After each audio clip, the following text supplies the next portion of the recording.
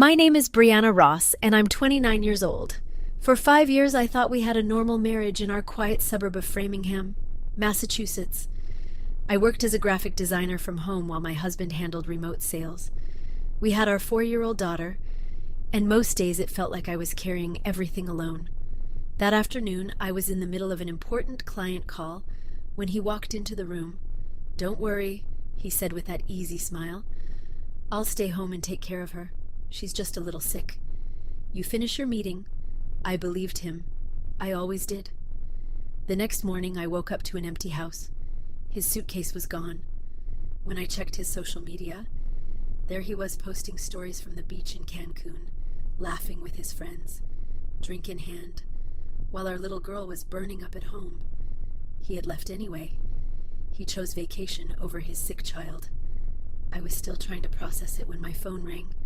It was our neighbor, voice shaking. "You need to get to the hospital right now. Your daughter was found alone and she's not doing well." My stomach dropped. I grabbed my keys and drove straight there, heart pounding the whole way. By the time I reached the pediatric ward, my daughter was already hooked up to monitors and I was the only parent in the room. What would you do if your husband left your sick young child in the hospital alone to go on vacation? Comment below and let me know. And if you've ever dealt with family drama like this, make sure to like the video so more people can see these stories. I pulled into the hospital parking lot as the rain finally eased up. Inside the pediatric ward, the lights felt too bright and the beeping monitors filled every corner. A nurse guided me to the room where my 4-year-old daughter lay in the bed, with an IV line running into her small arm. The doctor explained the situation quickly. Dehydration from the fever, possible infection that needed watching overnight. I signed every form they handed me while my hands stayed steady enough to write. No one else from the family had arrived. Hours passed in that vinyl chair beside the bed. I watched the numbers on the monitor change and answered the same questions from different staff members. Tyler still had not called or texted. The vacation stories kept popping up in my mind, but I pushed them away and focused on what the nurses needed next. Another round of medication, another set of vital signs, another quiet explanation about when the next blood test would happen. Around midnight, the door opened again. Our neighbor, Nancy Coleman, a retired teacher who lived 2 houses down, stepped in carrying a small bag. She had heard the ambulance earlier and followed it here after making sure the house was locked. Nancy set the bag down and took the chair across from me. She asked the nurse for an update and then sat quietly while I stepped out to speak with the doctor one more time. When I returned, she had already arranged for fresh coffee from the machine down the hall and offered to stay so I could rest my eyes for a few minutes. The night stretched on with soft footsteps in the hallway and occasional pages over the intercom. Nancy stayed through the early hours, helping adjust the blankets and speaking calmly whenever the monitors alarmed. She never asked why Tyler was not there. She simply handled what needed handling, calling the pharmacy for a prescription, noting down the doctor's instructions, and making sure I ate something from the vending machine. By morning, the fever had started to come down, but the doctors wanted to keep Jordan for observation another day. I stepped into the corridor to make a quick call to my client and reschedule the rest of my week. When I came back, Nancy was reading a children's book in a low voice, even though my daughter was still sleeping. She looked up and said the pediatrician would be in soon for rounds. Another full day passed with tests and adjustments to the treatment plan. I handled every conversation with the medical team alone while Nancy made sure the room stayed comfortable and ran small errands when needed. She became the steady presence that kept everything moving forward. Tyler's name never came up between us. The silence on that subject felt heavier than any monitor beep. On the 3rd morning, the doctor finally said the worst had passed and discharge could happen soon if the numbers stayed stable. Nancy helped gather the paperwork and offered her guest room if I needed a break from the hospital smell for a night. I thanked her and accepted the help because turning it down no longer made sense. Through those long hospital hours, I kept checking my phone out of habit. No messages from Tyler appeared. The vacation continued on the other side of the country while our daughter recovered under fluorescent lights and careful medical attention. Nancy stayed until the shift change, then promised to return later with clean clothes from home. 3 days later, the hospital schedule had settled into a steady rhythm. My daughter's condition continued to improve, but the doctor still required daily blood work and another round of observation. I handled every conversation with the medical team while keeping track of medication times and meal trays. Tyler had not sent a single message or made any attempt to call since the vacation stories first appeared. The silence stretched across the entire week he was supposed to be gone. Around noon, the door opened and in walked our close friend from college, Caitlin Hughes, a family lawyer based in Boston. She had taken an early flight after I sent her a short update the night before. Caitlin set her bag down and immediately asked the nurse for the latest chart notes. She pulled up a chair and listened while I explained the treatment plan in quiet detail. From that moment, she took over small tasks so I could step away for a proper shower in the family lounge. Caitlin stayed through the afternoon rounds and spoke directly with the pediatrician about discharge possibilities. She made notes on her phone about every instruction given and suggested we start keeping a simple log of all medical updates. When the evening shift began, she ordered food from a nearby spot and made sure I ate before the next round of checks. Tyler's name never came up in our conversation. She simply focused on what needed to be done right then. The next morning, Caitlin returned with fresh clothes and a printed copy of local family law resources. She sat beside the bed while I spoke with the discharge coordinator and helped translate some of the insurance questions into clearer terms. My daughter smiled for the first time in days when Caitlin read from a picture book she had brought along. I watched the two of them and felt the first real sense of support since this started. By the third afternoon, the doctors confirmed the fever had stayed down long enough for discharge the following day. Caitlin coordinated with the pharmacy for the take-home prescriptions and arranged a follow-up appointment at the local clinic. She also quietly suggested we save every receipt and message thread related to the past week. Tyler still had not reached out. His social media showed the vacation continuing without interruption. Caitlin never pushed for details about why he was absent. She simply stayed present and handled what she could. When the night nurse came in for final checks, Caitlin stepped into the hallway to make a quick call to her office and reschedule her own cases. She returned with coffee and a calm update that the rest of the week would be manageable. Through those remaining hospital hours, I kept checking my phone out of habit, but the screen stayed empty of any word from Tyler. Caitlin made sure the discharge papers were organized and ready before she left for a few hours of rest at a nearby hotel. She promised to return early the next morning to help bring my daughter home. The support from Caitlin turned the final stretch of the stay into something I could actually get through without feeling completely isolated. Tyler remained completely silent from Cancun, while everything here moved forward one careful step at a time. On the 7th day, the discharge papers were finally signed, and we were back home in Framingham. The house felt different after the hospital stay. I put my daughter down for a nap in her room and sat at the kitchen table with my laptop open. That afternoon, the phone rang with an incoming video call. The screen showed Tyler's face against a bright Cancun background, palm trees and pool visible behind him. His voice came through clearly, asking what was going on and why no one had updated him sooner. He sounded surprised and a little annoyed, as if the whole situation had interrupted his trip at the last minute. I stared at the ringing phone for several seconds. The call continued, but I did not swipe to answer. The screen eventually went dark after it timed out. A minute later, another call came in, then a string of text messages asking for details about our daughter and demanding to know why I was not responding. I read each one once and set the phone face down on the table. Instead of replying, I opened a new document on my laptop and started typing everything that had happened from the morning he left until the hospital discharge. I noted exact times of the neighbor's call, the ambulance arrival, the doctor's statements, and every medication given. Next, I checked the home security camera footage from the day he departed. The recording clearly showed him packing his suitcase, kissing our daughter quickly on the forehead, and walking out the door while she was already running a fever on the couch. I saved multiple clips and backed them up to a secure cloud folder with timestamps. I continued through the evening, adding more entries to the log, every unanswered message, every social media story he posted during the week, and the exact wording of his video call. Caitlin had mentioned saving everything, so I created separate folders for medical records, insurance statements, and communication threads. The process felt methodical and necessary. Tyler sent 2 more video call attempts that evening, but I let them ring through to voicemail without listening. The next morning, I reviewed the camera footage again and exported additional segments showing the empty house and our daughter alone before the neighbor arrived. I wrote down my own observations about how long she had been unsupervised and what the doctor had said about the risks. Tyler's messages kept coming with increasing urgency, but I did not reply to any of them. Instead, I forwarded the most relevant files to a private email address Caitlin had given me for safekeeping. By midday, I had compiled a detailed timeline that covered the full 7 days. Every piece of evidence was dated, labeled, and stored in multiple places. The house remained quiet, except for the sound of my daughter playing with her toys in the next room. Tyler tried calling one more time from what looked like an airport lounge based on the brief glimpse before I declined it again. I closed the laptop and stood up to check on my daughter. The silence from my end of the conversation felt deliberate and final. Everything I needed to remember about that week was now documented and protected.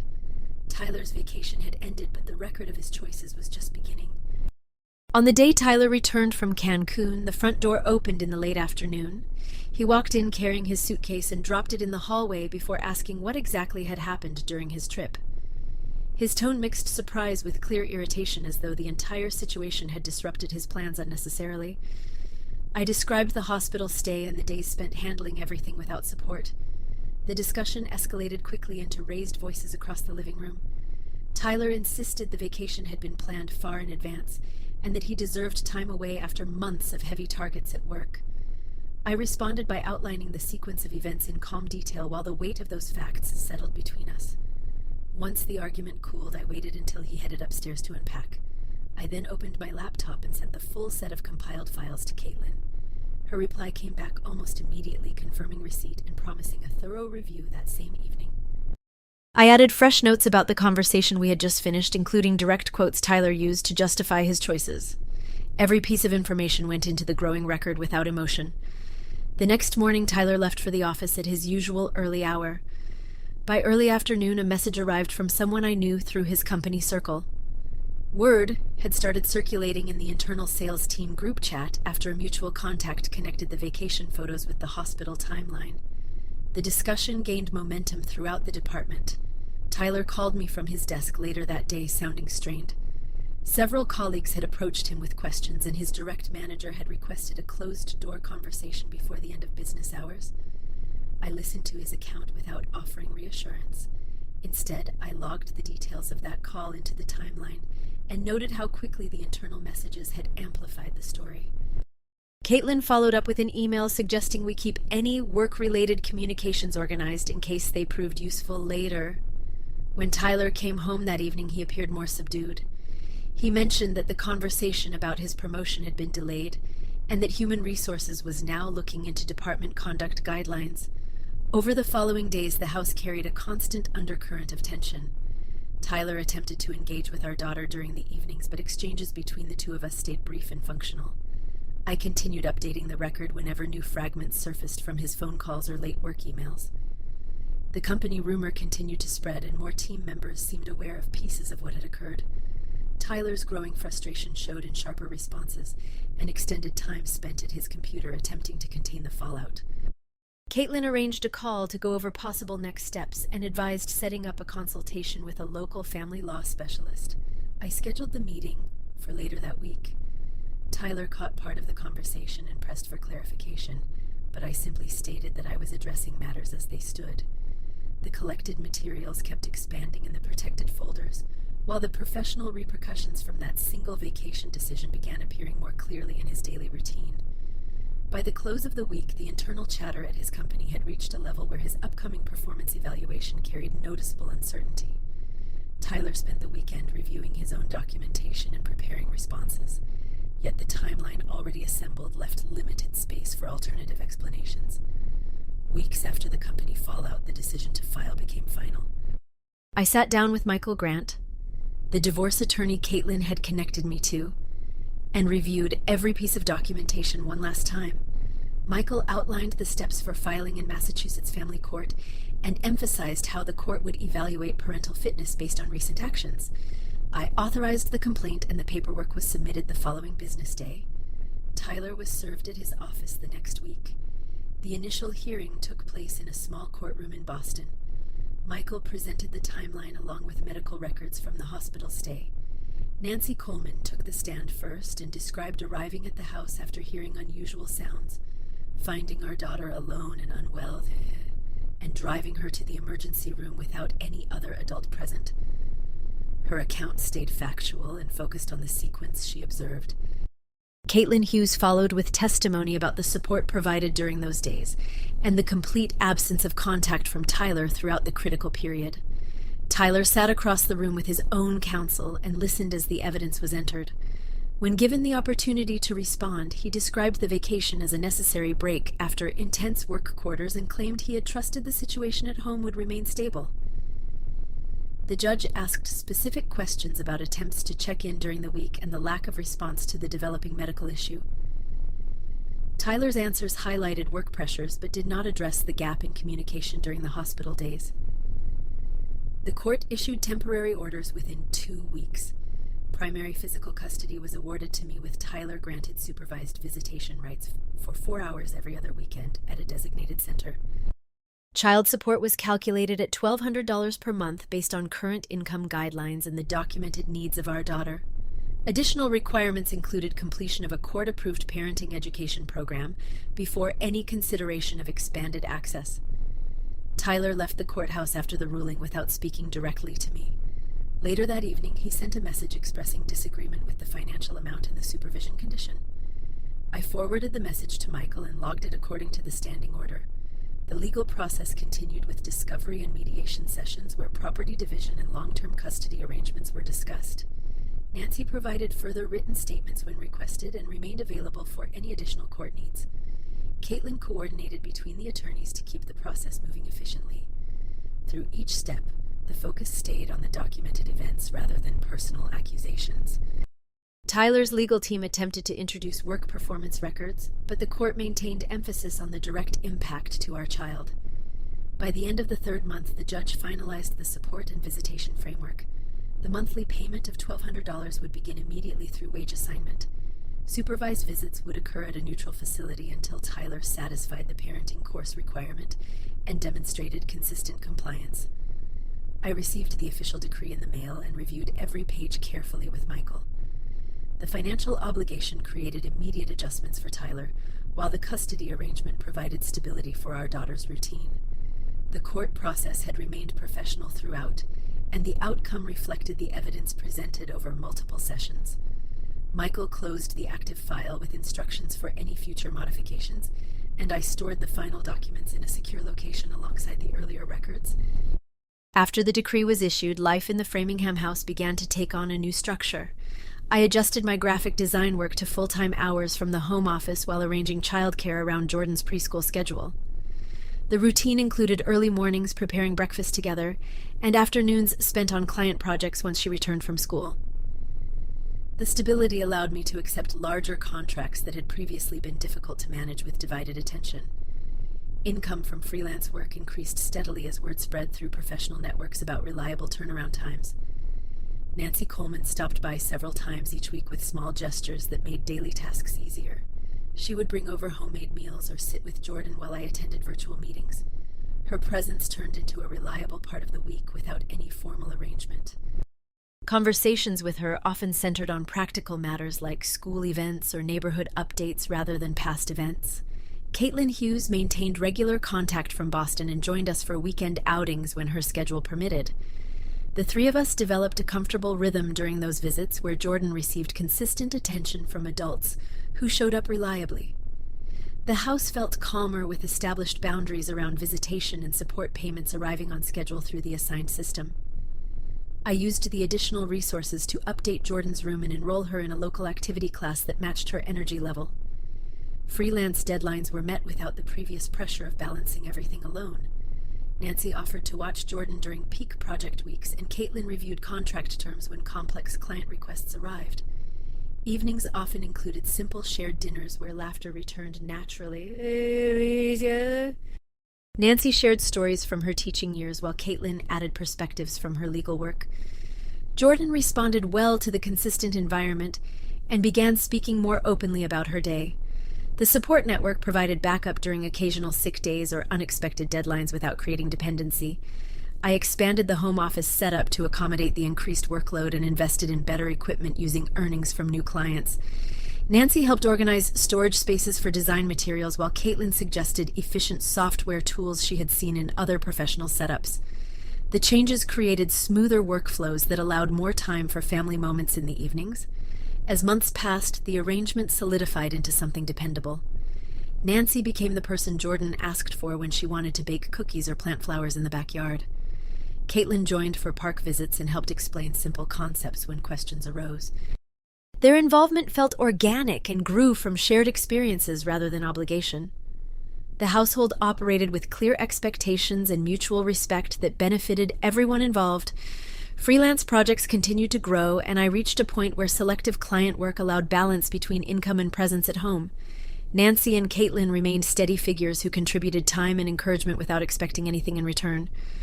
Jordan thrived in the predictable routine, and the quiet strength of this new support system became the foundation for moving forward. 6 months later, the leaves in Framingham had turned and fallen along the quiet suburban streets. Tyler listed the house for sale after struggling to cover the increased monthly obligations and legal costs. The real estate listing described a motivated seller, and the property sold within weeks at a price below market value. He relocated to a smaller apartment closer to the city while his career trajectory shifted noticeably. The promotion he had been positioned for was given to another team member, and internal discussions made it clear that future advancement would require rebuilding trust within the department. Tyler continued making the required payments on time, but the supervised visits remained limited and infrequent. I took Jordan to the local park one crisp Saturday afternoon. She ran ahead toward the swings with her hair catching the sunlight and laughed freely when I pushed her higher. The sound carried across the open grass where other families gathered for weekend activities. I watched her grip the chains tightly and call out for one more push. In that moment, the weight of the previous year felt distant and manageable. The routine we had built continued without interruption. Freelance work filled the schedule while providing enough flexibility to attend school events and doctor appointments. Jordan asked fewer questions about the past and focused instead on daily adventures and friendships at preschool. The stability showed in her confidence and easy smiles during ordinary moments. Tyler's attempts to negotiate changes to the visitation schedule through his attorney met consistent responses based on the existing court order. The supervised setting remained in place, and he attended the required parenting program, but progress toward unsupervised time stayed slow. The financial responsibility continued as ordered, while his professional setbacks limited options for broader lifestyle adjustments. I sat on the bench and watched Jordan climb the playground structure with steady determination. She waved from the top platform and I waved back. The park filled with normal weekend noise, yet our corner felt peaceful and self-contained. The choices made months earlier had created clear boundaries that protected the life we now lived. Looking back at the sequence of events, I recognize one central truth that applies beyond our situation. Responsibility as a parent cannot be scheduled only when it feels convenient or set aside when other priorities appear more appealing.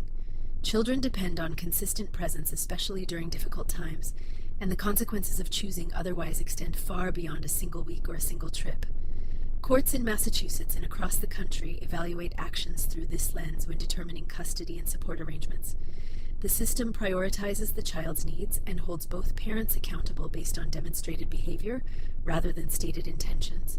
Jordan climbed down and ran over, asking for a snack from the bag I carried. I handed her the apple slices and listened as she described her favorite part of the playground. Her words flowed easily, and her eyes shone with simple joy. The support from reliable people around us had helped create this space where she could grow without carrying adult complications. The path forward remains focused on providing that consistency every day. Tyler continues meeting his obligations, but the distance created by his earlier decision stands as a permanent part of our family structure. Jordan deserves a childhood grounded in reliability, and I am committed to delivering exactly that. If you have faced similar challenges in your own family, I hope this story offers perspective on the importance of accountability. Parenting requires showing up when it matters most, not just when it suits your calendar. The long-term effects touch every member involved, and the legal system exists to protect those who cannot protect themselves.